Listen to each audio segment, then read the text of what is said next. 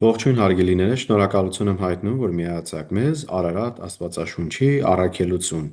Այս կիրակի օրվա սերտողությունը մենք նոր կտակարանից ենք ուսումնասիրություն կատարելու նամակ Հռոմեացիներին 8-րդ գլուխ 1-ից 9 համարներ։ Վերնագիրն է Քրիստոսով ազատագրված ենք։ Այս սերտողությունը երկու մասից է բաղկացած, 1-ից 9 համարները այսօր կուսումնասիրենք, իսկ 10-ից 17 համարները հաջորդ կիրակի։ Ինչպես միշտ բոլորին քաջալերում ենք, որ դուք էլ ձեր պարտականությունը ավետարանության կատարեք, երբ ստանում եք այս պատգամը, ամբողջությամբ լսեք և փոխանցեք ձեր մտերիմներին։ Մինչև սկսելը եկեք ուղղակի մեր գլուխները խոնարհենք, աղոթենք ու անցնենք սերտողությանը։ Տեր, մենք շնորհակալ ենք Հիսուս, որ այս հնարավորությունը ունենք քո խոսքերը սերտելու, ուսումնասիրելու։ Աղոթում եմ Տեր մեր բոլոր ունկնդիրների և դիտողների համար, աղոթում եմ նրանց առատորեն օրհնես, զորացնես և բոլորիս աշակերտես քո խոսքերով։ Աղոթում եմ այսօրվա սերտողության համար, որ ով որ լսի Տեր Աստված, օրհնվի և Տեր, եթե կա մարդ, որ դեռ մեր դիտողներից և լսողներից իհարկե, որ դեռ չեն ընդունել քեզ որպես Տեր և Փրկիչ, թող այսօր այդ որոշումը կայացնեն։ Աղոթում ենք Հիսուսի սուրբ անունով։ Ամեն։ Հարգելիներս, մեր այս կիրակի օրվա սերտողությունը, իհարկե, այս ամբողջ նամակ Հռոմեացիներին հիմնված է շնորհով փրկության աստվածաբանության և գլխավոր մտքի վրա։ Մենք կտեսնենք, թե Պողոս առաքյալը ինչ է բացատրում, իհարկե առաջի մի քանի համարները շարունակությունն է անցյալ կիրակի օրվա սերտողությունին, այսինքն 7-րդ գլուխ 23 համարից սկսված միտքը շարունակում է և ավարտում է շատ հստակ կերպով։ Եկեք կարդանք ու ուսումնասիրենք։ Ուրեմն գրված է. «Հիմա ոչ մի դատապարտություն չկա Հիսուս Քրիստոսի մեջ եղողների համար»։ Սա շատ կարևոր կետ է, որովհետև երբ որ մենք ասում ենք, որ շնորհով ենք փրկված, ոչ թե մեր արժանիքներով, ուրեմն տեսեք, նա ով ընդունում է Հիսուս Քրիստոսին որպես Տեր և Փրկիչ, վերստին ծնունդ ունի, ապաշխարած քրիստոնյա է, նա դատապարտված չի այլևս, որտև իր ամբողջ մեղքերը ամբողջությամբ մաքրված են, սրբված է և այդ մարդը կոչվում է արդարացած։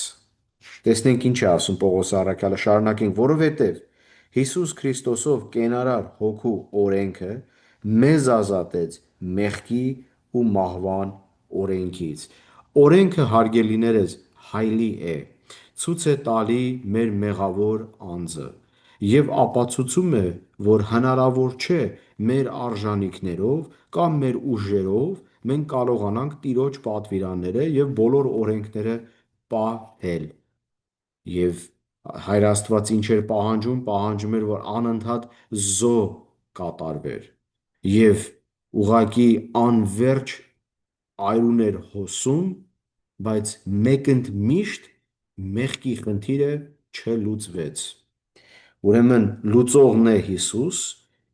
ինքը համարվելով որպես վերջին զոհ, իհարկե որդին Աստծո, միածինը Աստված է նա, ուզում ենք ճշտենք այս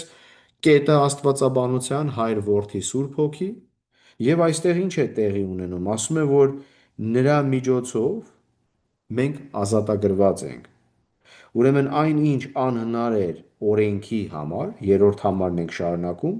քանի որ մարմինն այն տկար էր դարձնում, ինչ նկատի ունի այն, որ օրենքը արտահայտում էր մեղքը և բոլոր այն չի կարելիները, որ մենք շեշտեցինք անցյալ կիրակի, և ընդհանրապես թե օրենքը ինչ էր ասում, ուղղակի ժողովրդական կերպով ամփոփում ենք, թե ինչ է օրենքն ասում, արգելքների ուղղակի ցուցակ է, պարզ կերպով ասած, միայն 10 պատվիրանները չի, բոլոր օրենքներն է շեշտված, որ ինչ կարող են անել, ինչ չեն կարող անել։ Ու հետևաբար մենք տեսնում ենք, որ ասում է մարմինն այն տկար էր դարձնում, Աստված հնարավոր դարձրեց ուղարկելով իր որդուն մեղավոր մարմնի նմանությամբ և մեղքի համար և մեղքը դատապարտեց այդ մարմնի մեջ։ Ուրեմն Հիսուսն եղավ այն զոհը, նա ելավ խաչը, մեր մեղքերը ամբողջությամբ վերցրեց իր վրա, աշխարհի մեղքերը նա վերցրեց իր վրա, ու այդ մեղքերը իր մարմնի վրա վերցնելով զոհ եղավ մեր համար, որ մենք փրկվենք։ Չորրորդ համարը տեսնենք ինչ է ասում, որպեսզի օրենքի արդարությունը կատարվի մեր մեջ, որ ոչ թե ըստ մարմնի ենք վարվում, այլ ըստ հոգու։ Հիմա պարզապես մենք այլևս աշխարհիկ չենք, նրանք, ովքեր որ ընդունել են Հիսուս Քրիստոսին, մենք Սուրբ Հոգին ունենք, և այդ Սուրբ Հոգին է, որ մեր մեջ է, մեզ արդարացնում է, արդարացած ենք Հիսուսով, հետևաբար մենք ստանում ենք Սուրբ Հոգին, և Սուրբ Հոգին ստանալու պես մեր հարաբերությունը Աստծու հետ վերականգնված է, որտեղ Աստված չի կարող մեղավոր անձի մարմնի մեջ բնակվել։ Ուրեմն փաստորեն սրբում է մեր բոլոր մեղքերը, նոր մարդ ենք դառնում Հիսուս Քրիստոսով ու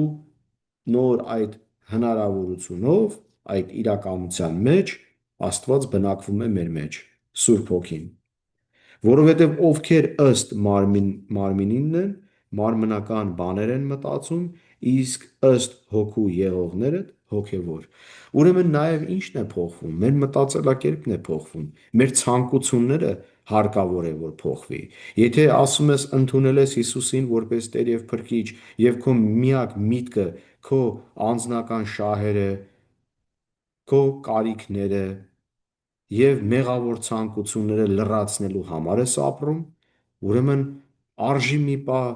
կանգնել և վերանայել մեր կյանքը, վերանայել մեր փրկությունը, թե իսկապես մենք փրկված ենք, թե ոչ։ Եթե ցանկությունդ միմիայն մեղք գործելն է, արդյոք դու տիրոջն ես։ Արդյոք քո մեջ Սուրբ Հոգին է բնակվում։ Որովհետև եթե բնակվի Սուրբ Հոգին քո մեջ, դու կունենաս զսպողական ուժ, այսինքն Սուրբ Հոգին կզսպի և թույլ չի տա, որ մեղքը հեշտությամբ մարսենք մենք։ Այսինքն դա ինչ է նշանակում։ Երբ որ դու մեղք ես գործում, դու կզգաս խղճի լուրջ այդ խայթը և կհասկանաս, որ Սուրբ Հոգին դրդում է քեզ, որ չկատարես այդ մեղքը առաջի հերթին, ուրեմնացել մեղքը անես ու շատ հանգիստ կերպով դու շարունակես քո կյանքը, առանց զգալու քո մեղավորությունը։ Սա է կարևոր հասկանալ և հաշտվել այդ մտքի հետ, որ մեր միտքը, մեր կենտրոնացումը, մեր ընդհանուր ցանկությունները պետք է լինի հոգևոր։ Մեզ Կողոսացիների մեջ Պողոս առաքյալը գրում է, որ մեր միտքը պետք է վերին բաների վրա դնել։ Ուրեմն եթե մեր միտքը միայն մեր ուտել խմելն է և մեր ստամոքսն է, հետևաբար մենք ի՞նչ քրիստոնյա։ Մենք ոչ մի բանով աշխարհից չենք տարբերվում։ Իսկ մեզ պետք է, որ մենք առանձնանանք, Սուրբ Ժողովուրդ մենք պետք է համարվենք, հա։ Տերը ուզում է, որ մենք առանձնանանք, մենք աշխարհին չնմանվենք։ Դրա համար հարկավոր է, որ փրկությունից հետո մեր կենտրոնացումը և մեր բոլոր մտքերը հիմնված լինի Տիրոջ վրա։ Շարունակենք։ Հինգերորդ համարը նորից եմ ուզում կարդամ, ուղղակի որպես կարևոր շեշտ այստեղ գրված է, որովհետև ովքեր ըստ մարմինն են, մարմնական բաներ են մտածում, իսկ ըստ հոգու եղողները հոգևոր։ Այս շեշտը շատ կարևոր է, նորից եմ կրկնում, որ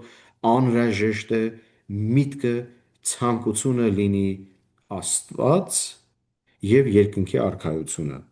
6-րդ համարը գրված է, որովհետև ըստ մարմնի խորելը մահ է, իսկ ըստ հոգու խորելը կյանք ու խաղաղություն։ Նորից հավելյալ բացատրություն, թե մարմնի մեջ և մարմնավոր լինելը, մեղավոր լինելը դեպի մահ է տանում, իսկ նա, ով հոգուց է ծնված, ինչպես որ Հիսուսն է ասում, վերստին ծնունդ է պետք ունենալ, Աստծունն է և ունի նա կյանք և խաղաղություն։ Գիտեք, եթե մեր կյանքը մենք տրամադրենք մեր ուտել խմելու, թե ասենք մասնագիտություն, թե աշխատանք, թե տուն, թե մեքենա, թե տարբեր իրեր ցանկանալու համար, եւ ցանկալու համար, բնականաբար մենք ինչով ենք Տիրոջը ծառայում։ Եթե մեր միտքը միմիայն մենք ենք եւ մենք ենք կենտրոնը ամեն ինչի եւ ոչ Քրիստոս, արժի այդ պահին վերանայել մեր հավատքը, որովհետև եթե մենք մենակ մեր մասին ենք մտածում, մեր կարիքների մասին ենք մտածում եւ մենք չենք վստահում երկնավոր Հորը, այդ ժամանակ կասկածելի է, թե իսկապես մենք Տիրոջն ենք պատկանում, թե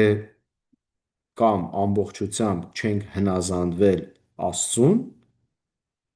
կամ իսկապես փրկված չենք։ Եվ ասեմ ձեզ, հարգելիներս, կյանքը այնպիսի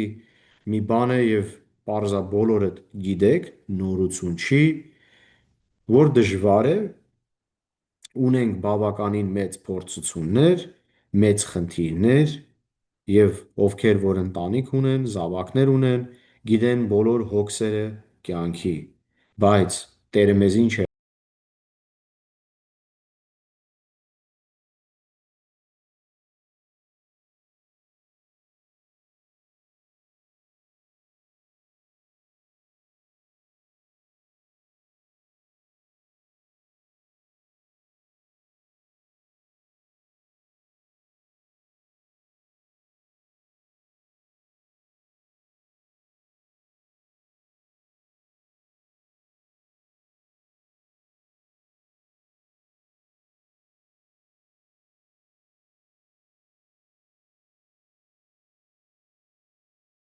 հավատքը փորձելն է։ Եվ երբ որ մեր հավատքը փորձում է, արդյունքը այն է, որ տեսնում ենք մեր թուլությունները,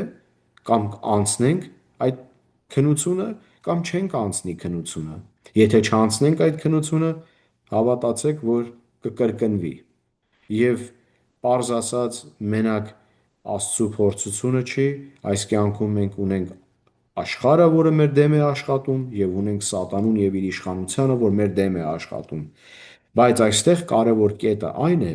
որ մենք հասկանալով մեր փրկությունը, թե ինչպես ենք մենք ձեռք բերում, եւ իմանալով այս համարները, մենք ավելի վստահ եւ խիզախ կարող ենք լինել ուրիշներին բացատրելու համար։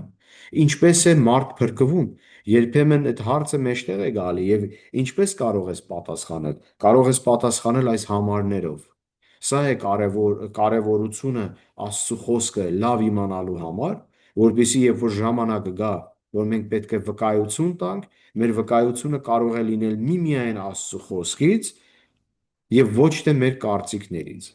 Այսինքն մեր կարծիքները այստեղ էական չեն, քանի որ մենք Աստծուն ենք, պատկանում ենք նրան, հետեւաբար իր գրքից, Սուրբ գրքից ենք մենք բոլոր մեր մեջբերումները բերելու։ Ոչ թե ես ինչ կկարծեմ կամ նա ինչ կկարծի։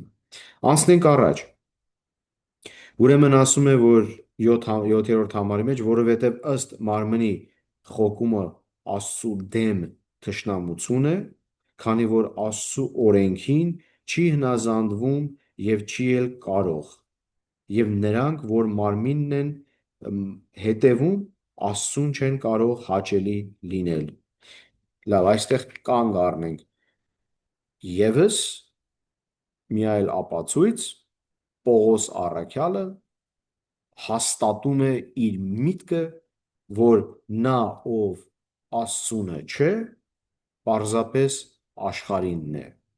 Եվ այս անձնավորության մասին, որ խոսում է, որ ասում է, ով ինչ վիճակում է գտնվում, եթե քո միտքդ միայն մեղքն է, միտքդ միայն մեղք գործելն է, ուրեմն դու Աստծունը չես։ Բայց եթե քո միտքը Աստծու վրա է հիմնված, ուրեմն Սուրբ Հոգին քո մեջ գործում է, ու Սուրբ Հոգին քեզ դրդում է դեպի Աստծու աշխատանքներին հետևել եւ Տիրոջ գործը կատարել։ Սա է կարևորությունը։ Եվ այստեղ 9-րդ համարի մեջ, բայց դուք մարմնին չեք հետևում, ու մեզ ավելի քաջալերում է, որովհետև գրած է սա Հռոմի եկեղեցում, բայց դուք մարմնին չեք հետևում, այլ հոգուն։ Ուրեմն մենք Սուրբ Հոգունն ենք, Սուրբ Հոգունն ենք հետևում։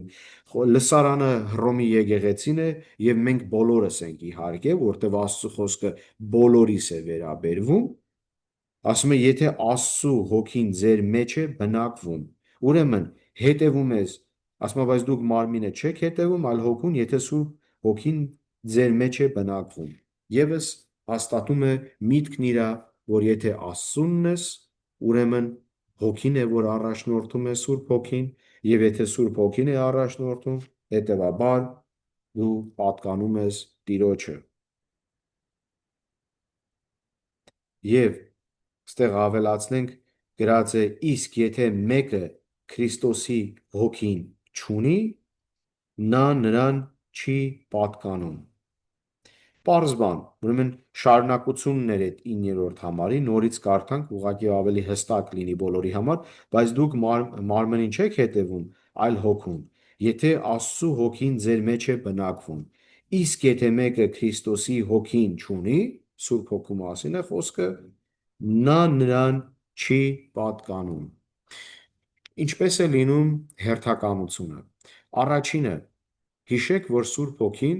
այս աշխարհում բոլորի վրա է աշխատում, որպեսզի բոլորին ապաշխարության բերի։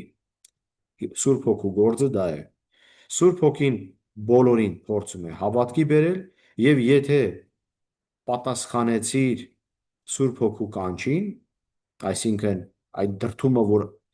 հասկանանք մեր մեղքերը, ընդունենք Հիսուսին որպես Տեր եւ Փրկիչ, ճանաչենք նրան որպես մեր Տերը, այն ժամանակ ընդունելով պատվերը, մենք ընդունում ենք Հիսուսին, ապաշխարում ենք, փրկվում ենք, ու այդ ժամանակ Սուրբ Հոգին գալիս է մեր մեջ է բնակվում։ Դրանից հետո Սուրբ Գիրքը մեզ բացատրում է, որ բոլոր նրանք, ովքեր որ ընդունել են Հիսուսին որպես Տեր եւ Փրկիչ, ապաշխարել են, վերստին ծնունդ ունեն, հարկավոր է, որ մկրտվեն։ Ուրեմն հաջորդ քայլը հավատքի հանդիսավոր կերպով արտահայտելը, այսինքն նշանը, որ մենք քրիստոնյա ենք, կատարվում է մկրտության միջոցով։ Տարբեր եկեղեցիներ տարբեր բացատրություն ունեն, ոմանք ասում են, որ մկրտությունով է մաքրվում մեղքերը, ոմանք ասում են, որ մկրտությունը Տիրոջ կողմից, Հիսուսի կողմից ուղիղ հրաման է, որ նրանք, ովքեր որ ընդունում են իրեն, նաև մկրտվեն։ Ու իհարկե մենք պարզապես տարաձայնությունների մեջ չենք մտնելու, բայց մեր հասկացողությունը մկրտության այն է, որ անհրաժեշտ է բոլոր քրիստոնյաները, նրանք, ովքեր որ հասուն են եւ հասկանում են ապաշխարությունը վերստին ծնունդը, որ Հիսուսին ընդունելուց հետո նրանք գնան եւ մկրտվեն։ Հիմա հարգելիներս, այստեղ ուզում եմ ես մի քանի կետեր ամփոփեմ։ Առաջինը, դատապարտություն չկա նրան, ով Հիսուսինն է, նա ով Հիսուսինն է, միտքը Տիրոջ վրա է, երկնքի արքայության վրա է, ոչ թե իր մեղավոր կյանքի եւ մեղավոր ցանկությունների վրա, եւ երբ որ մենք ընդունում ենք Հիսուսին որպես Տեր եւ Փրկիչ, մենք նոր մարդ ենք համարվում, Սուրբ Հոգին ենք մենք ունենում, այստեղ ինչպես որ գրված է, որ հասկացանք դա, եւ ունենալով Սուրբ Հոգին ապացույցն է մեր Տիրոջը պատկանալու համար։ Ուրեմն մենք պատկանում ենք Տիրոջը, մենք նրանն ենք, երբ որ ապաշխարում ենք, փրկվում ենք։ Եվ ասում է նա, ով ունի Հոգին, միտքը իր բոլոր խոկումները հիմնականում եւ ամբողջությամբ հիմնված են Տիրոջ վրա։ Սա է կարևոր մեր համար։ Վերջի կետն էլ պարզապես Պողոս առաքյալը հաստատում է, որ մենք չենք հետևում մեր մարմնին, որովհետև հետևում ենք հոգուն, եւ դա ապացույցն է, որ ունենք մենք Հիսուսին։ Իսկ եթե մեկը Քրիստոսի Հոգին չունի, նա նրան չի պատկանում։ Այսօր հարցը հետևյալն է. ունես Հիսուսին, ընդունել ես Հիսուսին որպես Տեր եւ Փրկիչ։ Եթե դու չես ապաշխարել, չես փրկվել, վերստին ծնունդ չունես, ասելով չի միայն, որ ես քրիստոնյա եմ, ակումբ չի եւ մշակութային ասած մի երևույթ չի սա։ Քրիստոնեությունը առաջինը անձնական որոշում է, անձնական որոշումից հետո մենք ապրում ենք մեր հավատքի կյանքը եւ հավատքի կյանքը ապրում ենք եկեղեցու մեջ, այսինքն ոչ թե 4 պատերի մեջ, եկեղեցին կենթանի եկեղեցու մասին է։ Բոլոր հավատացյալների հետ միասին մենք ապրում ենք մեր հավատքի կյանքը, իրար մխիթարելով, իրար օգնելով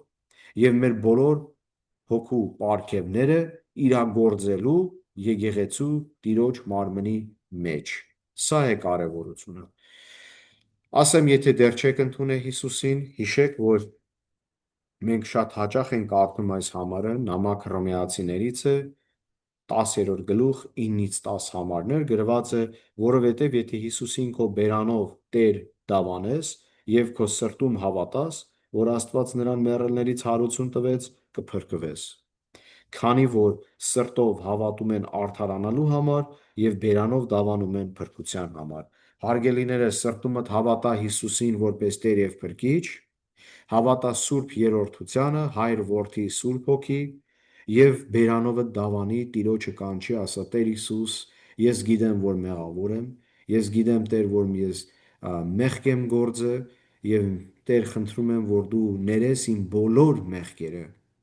սրբես ինձ մաքուր սպիտակ ձյան նման, ապաշխարում եմ ես իմ բոլոր մեղքերից եւ ընդունում եմ քեզ Հիսուս որպես Տեր եւ Փրկիչ։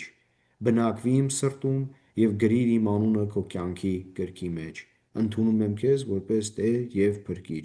Այդքան բան, ընդհանրապես ապաշխարության աղոթքը դա է, եւ եթե ապաշխարես, իմացի, որ անկեղծ ապաշխարությունը վայրկյանական է բերում փրկության։ Եվ այնպիսի բան չէ, որ տարիների ընթացքում անենք որոշ քայլեր, հավաքենք մենք նիշեր, որ վերջում միգուցե մեր Տերը մեզ թողի դրախտ մտնենք։ Ոչ, երբ որ ապաշխարում ես, ունես այս վերստին ծնունդը, ապաշխարությունը, այսինքն փրկությունը կատարվում է անմիջապես։ Եվ ասում է Սուրբ Գիրքը, երբ որ մեր աչքերը փակում ենք այստեղ, բացում ենք մեր Տիրոջ մոտ։ Հետևաբար խնդրում եմ, որ եթե դեռ չեք ընդունել Հիսուսին որպես Տեր եւ Փրկիչ, այս որոշումը դուք հիմա վերցնեք ձեր վրա, կատարեք եւ աղոթում եմ Տերը ձեզ բոլորին առատորեն օրհնի։ Ամեն։